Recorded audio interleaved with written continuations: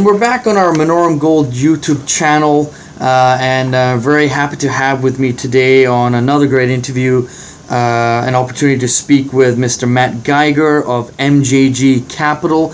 He's the general partner and founder of the fund. Matt, we've known each other for a few years, and I've done quite a few interviews, and you're pretty much the youngest that I've had on the segment here. So I'm very excited to learn more about the fund and what you can tell our audience. Well, thank you for having me, Sonny. Really interesting times here, at least over the past 4 months, and really refreshing if you've been in the space for the past 4 to 5 years or even longer. A lot of excitement and optimism returning. We can get to that in a second. I manage a partnership, as you said. We have about 20 LPs, and assets under management is small, around $5 million. We're a fully resource-focused fund. Bottom-up investors. We have 18 holdings. We select them on a company basis. Of course, I have opinions on which commodities I like and which I don't. But at the same time, we will never buy a basket just because certain companies do, mining one commodity or another. Very selective with their holdings. My view is that if you're not rejecting 19 out of 20 things that cross your desk, you're probably not being selective enough in such a speculative market. There's a lot of players, but very few winners, so you have to be very, very discerning with where you put your money to work. We have about 70 to 80% of our money focused on metals and explorers, developers, and some select producers, and about 20 to 30% focused on the soft space, which is often not correlated to the mining cycle. Sometimes in eras of intense inflation that will change, but those would be the forestry names, the agriculture names, aquaculture, and even water rights is a good opportunity. So, yeah, all investors are in for 10 years through a minimum of 2021. It's my belief that in this market, you really have to have an exceptionally long time horizon, and you need to be more patient than 99% of investors. Naturally, it's one of the hardest things to do, but it's also one of the surest ways to make outsized returns.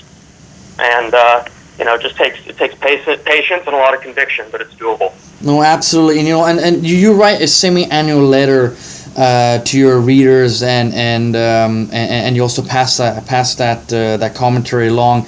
And I've read it. It's very informative, very interesting opinions. And just to pull out a couple of the comments that you've mentioned in there.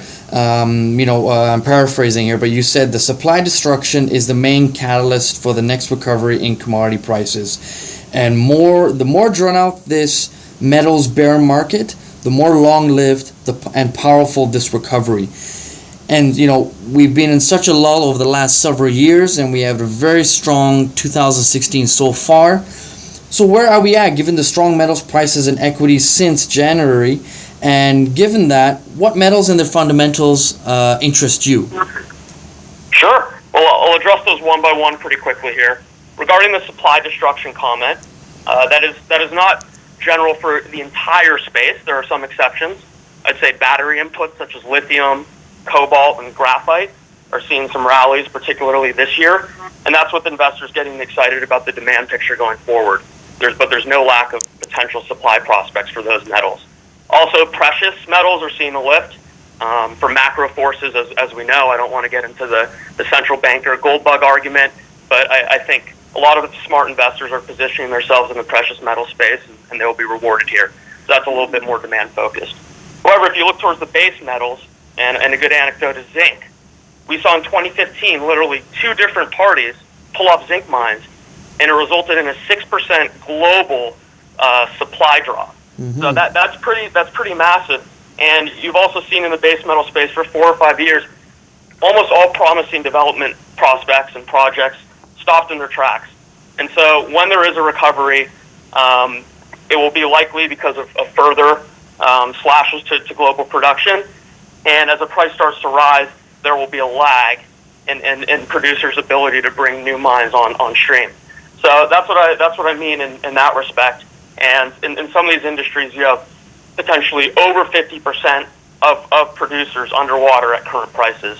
Platinum and palladium is an example of a market that's in that dire strait. So, unless we see a sharp rally continuing from here, and metal prices have kind of cooled off in the past couple months, more consolidating, I think we'll continue to see supply come offline for the time being. Why the slash or why the decreasing amount of production of late with regards to zinc, for example?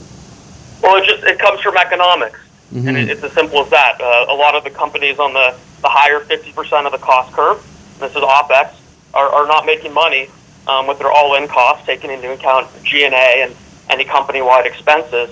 They're not making money at current prices, and you can't make that up on volume, as people in the industry like to joke. Moving on to some of the metals I like, you mentioned that as well. That's correct, yes. And commodities in general right now are cheap as a basket, whether you look at the hard or soft, but there are a particular few where I really like the picture. One of them I already mentioned is zinc. As far as near-term supply that can be brought online, there's very, very few options. And once we see this supply destruction continue with these higher-priced existing operations, there's going to be a lag before any new lower-cost supply can get on the market. So I see some potential opportunities there. Silver, of course, it's one of my favorite metals. I love the twinning aspects of industrial demand, which is roughly 60% of total silver demand, and then the investor demand, both for value preservation and in times of inflation, potentially massive gains. And we'll see silver often outperform gold. So far this year, this is happening, and it's positive going forward for holders of the metal and holders of well-positioned equities that are making smart decisions and advancing their projects towards production.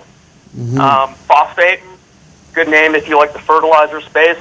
Again, there's a dearth of very late-stage plays here, and this is a nutrient that we're going to need for the rest of human history. There's no doubt we need inorganic fertilizer to keep going, and phosphate has very attractive supply and demand fundamentals. I could go on. I like uranium and scandium as well. Those are more in the metals, energy metal space. Uranium, of course, a feedstock for nuclear reactors. Scandium is the most speculative metal I've just mentioned, and it could have potential massive adoption down the line here, but we'll have to see. So what proportion of your holdings are you more putting your money towards in terms of the metal space? Is it more towards gold, silver, zinc, or phosphate as well? I mean, where's the majority of your holdings going? Sure. So we try to keep it company specific again, and I would never go too overweight into a specific commodity. Okay. Because there's opportunities even in a commodity like copper, where I don't see an imminent rally. So we hold names there, but some of our biggest positions on a per commodity basis would be silver, uranium, and scandium at this point. Okay, interesting. And that actually leads to my next question. What metrics? Because you gave quite a few interviews as well. One of recent was with Palisades Radio. You get a really good one there, of which you mentioned specific metrics of what you look at when you invest in a company. Can you just go over some of those metrics? Absolutely. Well, I mean, the first point here is you can't speak too broadly. You first have to look at the company and decide whether this is a prospect generator / explorer, a development opportunity where the company already has found something and they're trying to advance it and prove to the market that it can be economic, or a company in production. So you have to break it down. One area of particular interest to me is the prospect generator space and earlier stage companies. And there are really three metrics I look at for those companies. The first one, and the most important, I think you always need to understand your downside going into an investment. So the first thing I look at of any holding before I get excited about anything is, in a worst case scenario, how much am I going to lose? And it's important to know that answer.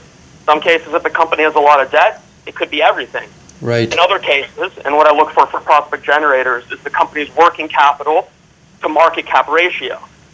The more of their total market cap that's covered by the working cap, their net working capital, so taking out any debt, the less risky this company is going to be. And classic value investors will assign a minimum value to any company, assuming that management is not fraudulent, at their working capital. So in late 2015, for instance, we were able to buy companies trading at their working capital position, and in some cases below. Right now we're buying a company currently that's trading below their working capital with fantastic management. So there are good opportunities out there, and that's one metric I really focus on. The other two quickly are runway. This focuses on dilution, since it's such an important part of making money in the junior space. You need to be very cognizant of dilution. Runway means in a worst case scenario, based off of the company's current monthly burn, how long could this company go without raising money? And ideally, it's going to be over 2 years. And anything under 1 year, I would be very cognizant and focused on that. And then the final point is a prospect generator. You make your living by having other people spending their money on your behalf. And if they find something economic, then you get to keep, a 20, 30% residual stake, depending on the deal. So the amount of active properties you have and the amount of active companies spending money, you can look at the total amount of expenditures expected to be spent on your behalf this year relative to your enterprise value, or basically what the market's valuing you at. And this is a very interesting metric to look at. In some cases, you'll see a company with a very small enterprise value, but literally a couple majors spending a combined $20 to $30 million on their property over a 12-month period. That's something that seems mispriced and maybe bears further consideration. So that's, touching the prospect generators, which is what I was discussing in earnest on that Palisade Radio interview. That said, there are some other general things that, depending on where you are in the mining space, I think you always need to be cognizant of the insider ownership percentage. Management has to have skin in the game. And it's very important to understand how long they've been involved, how they're positioned, and it's important that they have, leverage to the company doing well. Additionally, you want to look at the amount of outstanding shares compared to fully diluted, and look at what will happen in a best-case scenario. If there's a lot of warrants overhanging, you might be making only half as much money in the best-case scenario than you think. That needs to be factored into your equation.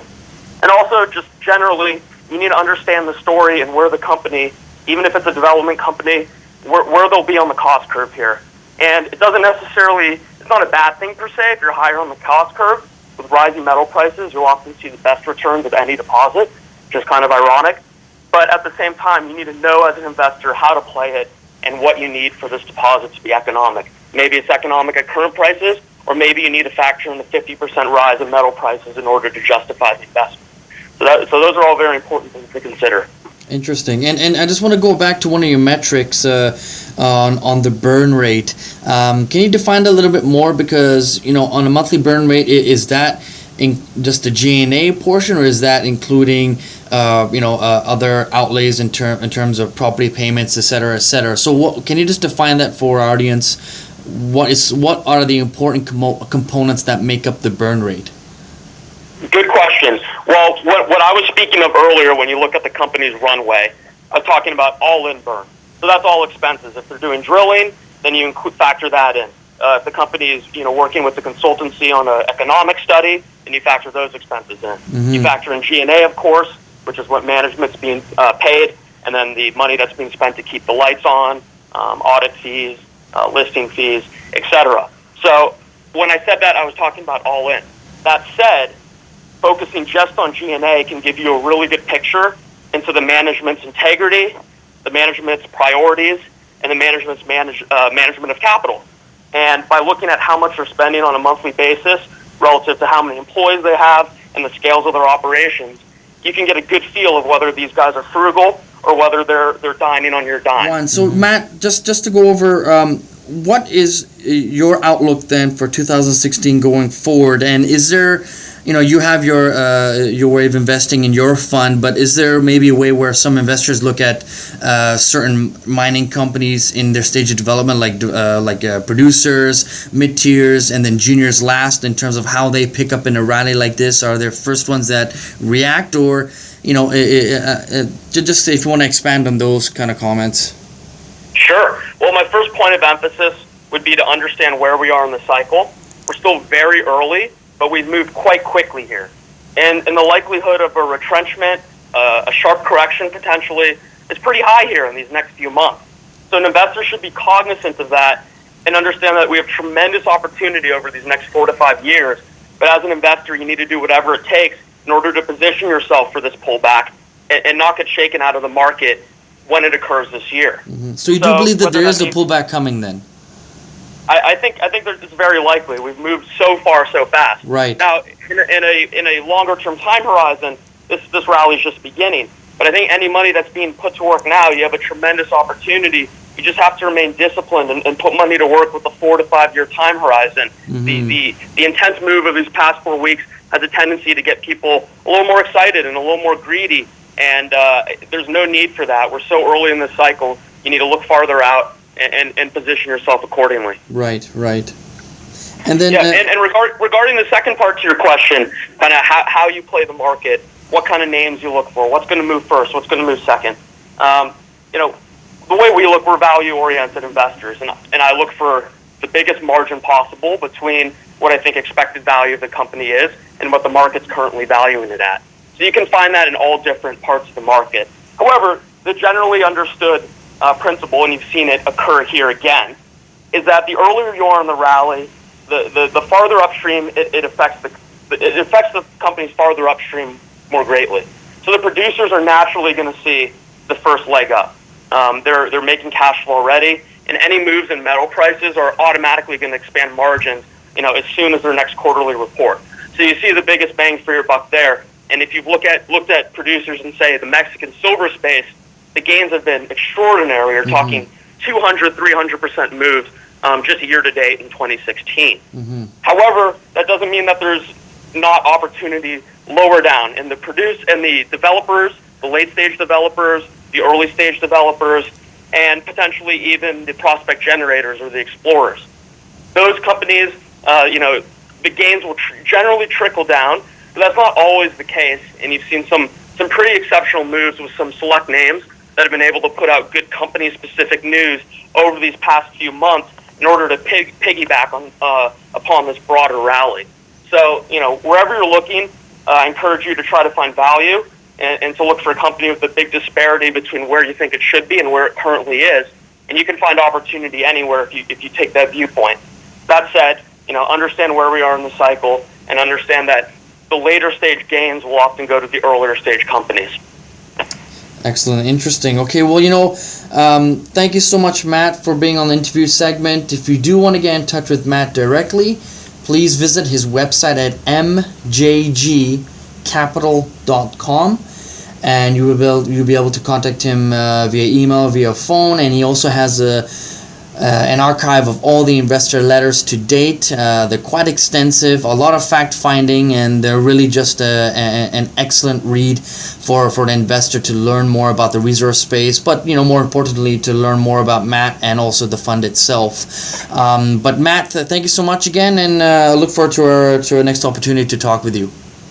Thank you for the time, Sonny, and we'll speak soon. Happy hunting. Excellent. Thank you.